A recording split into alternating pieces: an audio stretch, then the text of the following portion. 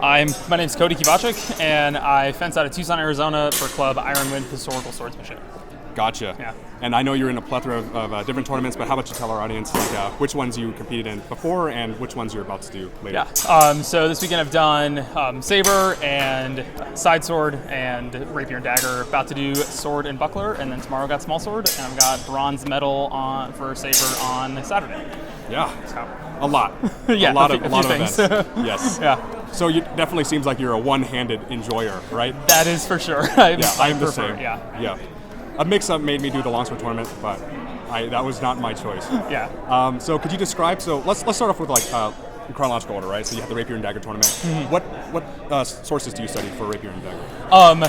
That is the one thing that I don't really study many sources on. It's a mixed bag of things that I've learned over the years. Mm-hmm.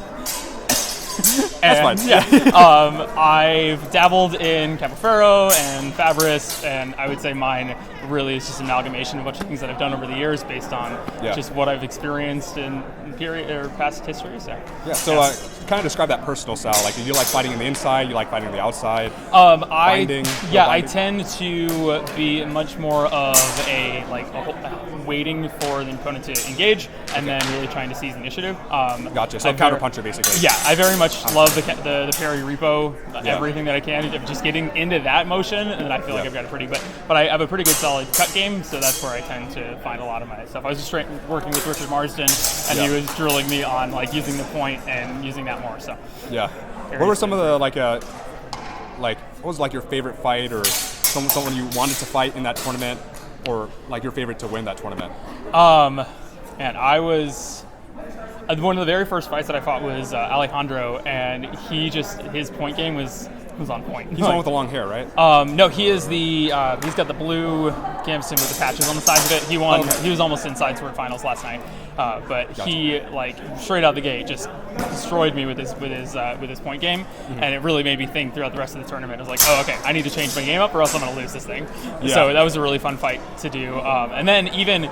The last one that I went up against Yichen, same thing. He knew that I was a cutter, and so that challenge of I'm gonna block you out and really getting close and thrust until thrust to can't thrust no more. Yes, I was working on. Unfortunately, I don't think I had anything to do with it, but I did work with his dagger defense earlier. On yesterday. So he was a good fight. Yeah, he's good with his dagger, very especially, much so, and I think that. I'm not going to go into it because it's not your fight, right? But I'll just say, it really helped him to get to this medal match. Yeah. Right? So what about saber, right? Oh, man, saber was a lot of fun. Pools was really fun. Even just the caliber of the people that in every pools match, being able to not just be in pools, but then judge a couple of them was a lot of fun. And I don't have a ton of experience with judging, so getting in there and be I know saber well enough to call the shots. I'm going to go in there. Yeah. And even that was there's some really cool fencers Lucas Anselmo with just his ability to just keep working your blade constantly over and over again. Yeah. And how much that was throwing off his opponents was really cool to watch. Yeah. And so even from watching and judging helped me glean I need to do this when I'm fighting him, or need to do that when I'm fighting in general, just to get better at it. So and then our fight was fun. It was just trading limb for limb for limb for limb, which was just frustrating, but this is really fun. Yeah. So, yeah. It was definitely down to the line. I'm very excited to fight Justinder on Saturday for finals for bronze. So yeah, Justinder's. I've never got to fight him. I've always watched people fight him. I know him. I fought him once in some knife pickups earlier today, and that was it. That's the first time I ever fought him. So what about the sources for saber? And so the first thing that I entered into was Hutton, just because kind of everyone goes to Hutton. Yeah. And that kind of helped me with more of the cutting patterns than anything else. Some of the offline cut defenses.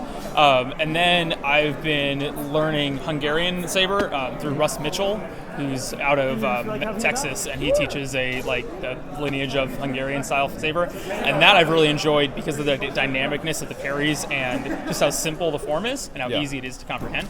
And so that's where I've been kind of studying more of. And it's built on a lot of passing footwork as opposed to just linear gathering steps, and so I've been enjoying that. So.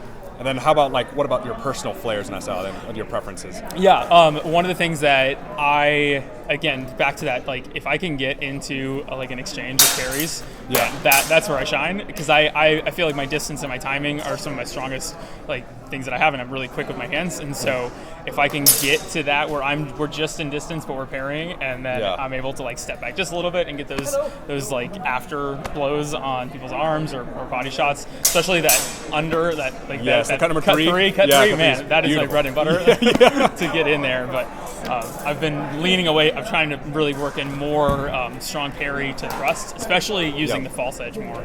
That's something I've been trying to do a lot more. Yeah, excellent. Beautiful answer. Cool. Now, we got a lot of tournaments to go through, right? So side sword, right? Same deal with that one. Just give us the whole run.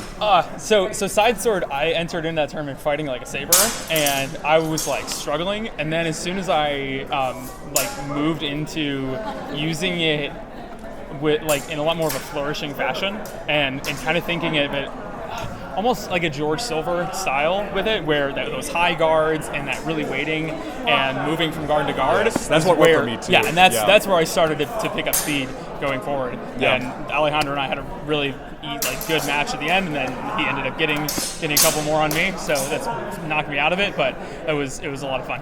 Yeah. We're doing gear check for sword and buckler now. Okay. Cool. Okay. Sweet. Step out of the camera. No problem. I'll get you later, by the way. He's gonna be fun. You're good. Yeah. So I'm guessing it's kind of Bolognese.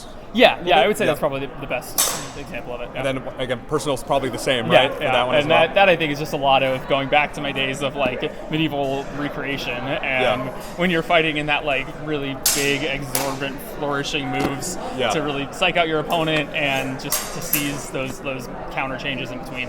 Is kind of what I was leaning towards. So it was fun. Yeah, excellent. Now, so for the upcoming tournaments, so Sword and Buckler is coming up pretty soon, right? So what are your predictions, if you have any? Right, besides you winning, right? I don't know about that. Is there anyone you really want to fence? I mean, I really want to fence Justinder too, because he'd be a fun fight. I'm looking forward to fighting you too in Sword and Buckler.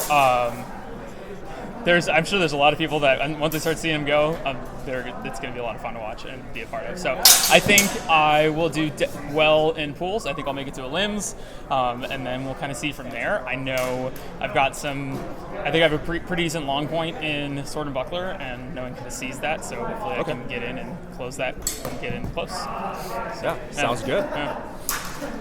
And then Small Sword's the last one, right? Yeah. And I think I may have seen this, but I think Small Sword was at the same time as another tournament. Is that true? Or I think Small Sword and Messer are like back to back or really close together. I think they were originally at the same time, and now they're shifting it. So okay, that's good. Yeah. Anything about that you want to say? I just hope I don't break my sword. Okay, excellent. Is it new or? It's a newer one. It's like as cheap can be though. So okay, I've gotten some bends in there that I'm like, this may just break it. So we'll see. Yeah. Well, I mean, breaking. Luckily, Diamond Rose is down here. Yeah, they can get you a new small sword. Yeah, no, just a good $600. Yeah, that's the unfortunate part. Yeah, right. Something I'll say about Saber. I thought it was really interesting. I came in with the Easton Saber that you're using too. Really solid blade. And I wasn't sure how I was going to fare against some of the smaller, like the Gymnasium Sabers. I thought it was really interesting that everyone who was using the smaller Gymnasium ones didn't make it through. That the military heavier Sabers were really complementary to each other. Yeah, and even it depends on your style too. I think if you go for a lot of attacks and opposition, right, you want a heavier sword, right? But if you like a moulinet to like the wrist on the outside, right, or like similarly like a 1 to 2, right, probably a lighter one's going to work better for you, right? But I think it really depends. I think it's really just luck because I prefer a lighter one. Yeah. I only have my Easton, right? But it could be like the heavier sword had like a certain advantage, especially like with this rule set and things. I know we've had like a really good time here, but is there any specific highlights do you think that you've had so far?